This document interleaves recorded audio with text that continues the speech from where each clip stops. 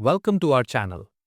Now, let us begin our session on the basic concepts of immunology. In this lecture, we will understand this vast and important topic step by step. Here, we have a concept map introducing the field of immunology. At its core, immunology is the study of how our body distinguishes between self and non-self.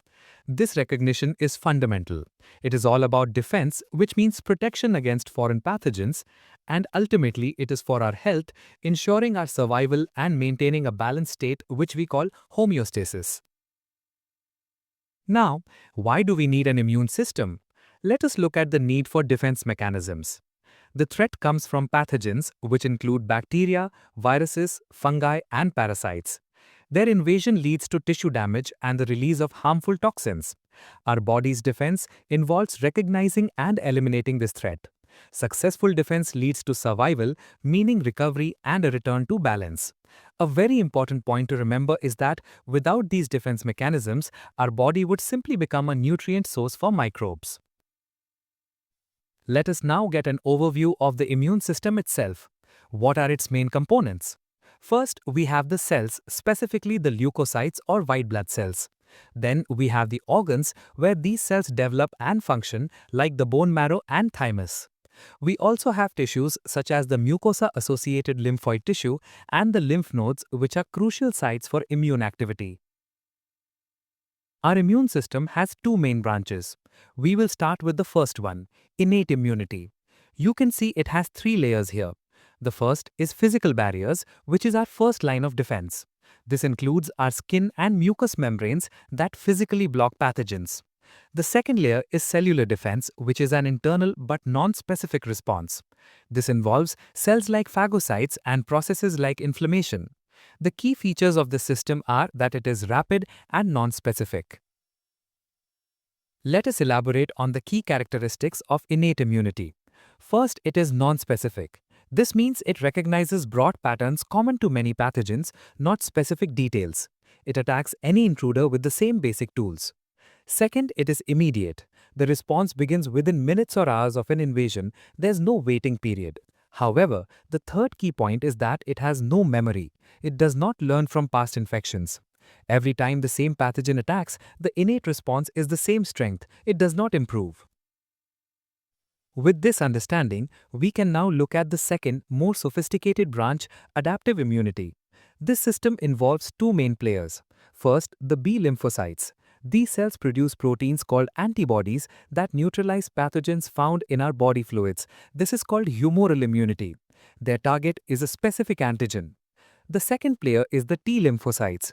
These cells directly seek out and destroy our own body cells that have already been infected by a pathogen. This is called cell-mediated immunity. The hallmarks of the system are that it is highly specific and it is learned. What are the defining features of this adaptive response? First is specificity. Unlike the innate system, adaptive immunity targets specific pathogens with very high precision, like a lock and key. The second and the most crucial feature is memory.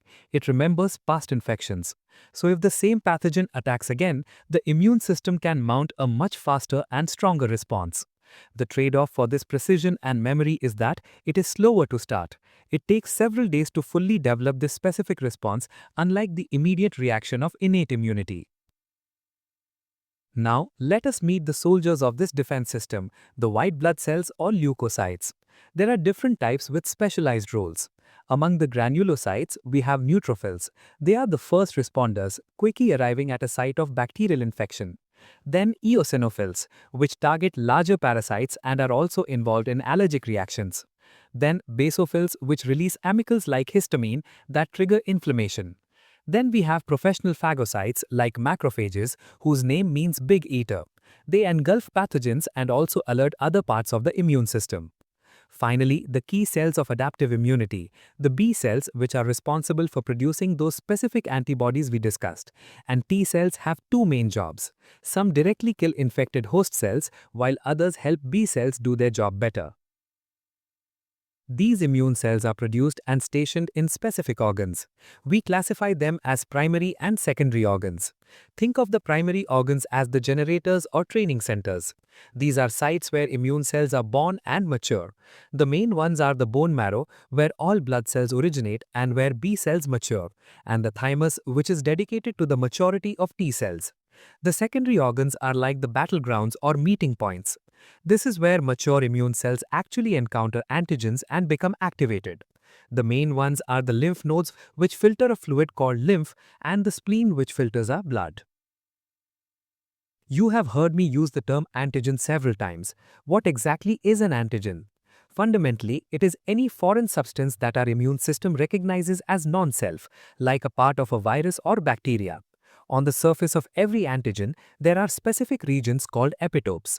You can think of the epitope as the unique key that an antibody or immune cell receptor binds to. And because there is a tremendous diversity in the shapes of these epitopes, our body needs to produce a vast array of different antibodies to match them. Speaking of antibodies, let us understand their basic structure. Antibodies, also called immunoglobulins, have a characteristic Y-shaped structure. Each arm of the Y has a Fab region, which stands for fragment antigen binding. This is the part that specifically binds to the antigen's epitope. The stem of the Y is the Fc region or fragment crystallizable region. This part does not bind to the antigen but is responsible for the effector functions like signaling other immune cells once the antibody is attached. You can see here a simple diagram showing the specificity mechanism of the antigen-antibody interaction. Think of the epitope on the antigen as a unique key. The Fab region on the antibody is the matching lock. This specific recognition is based on a very precise fit, which we call high affinity. Once bound, the antibody can neutralize the pathogen by blocking its ability to infect cells or by marking it for destruction. You might wonder, why is immunology so important, especially in the field of microbiology? First, to understand any pathogen, we must understand the biology of infection. Then, we need to know how the host's immune system will respond and defend itself. This knowledge allows us to develop methods for control, including better diagnostics and therapeutics like drugs. And most importantly, it is the foundation for prevention through the development of effective vaccines. In essence, immunology provides us with the essential tools to understand, control, and ultimately prevent infectious diseases. Now, let us look at a visual summary to tie everything together. On one side, we have the innate system, starting with physical barriers like skin and tears. Then the internal immune cells like phagocytes. These cells can also break down pathogens and present their antigens, which acts as a bridge. This leads us to the adaptive system. The activation happens in the immune organs we discussed. The adaptive response is carried out by the specialized adaptive cells, the B cells and T cells. This flowchart beautifully shows how these two systems are interconnected. We have covered the fundamental concepts of immunology today. We will continue with some other topic in the next part. Stay tuned. Thanks for watching.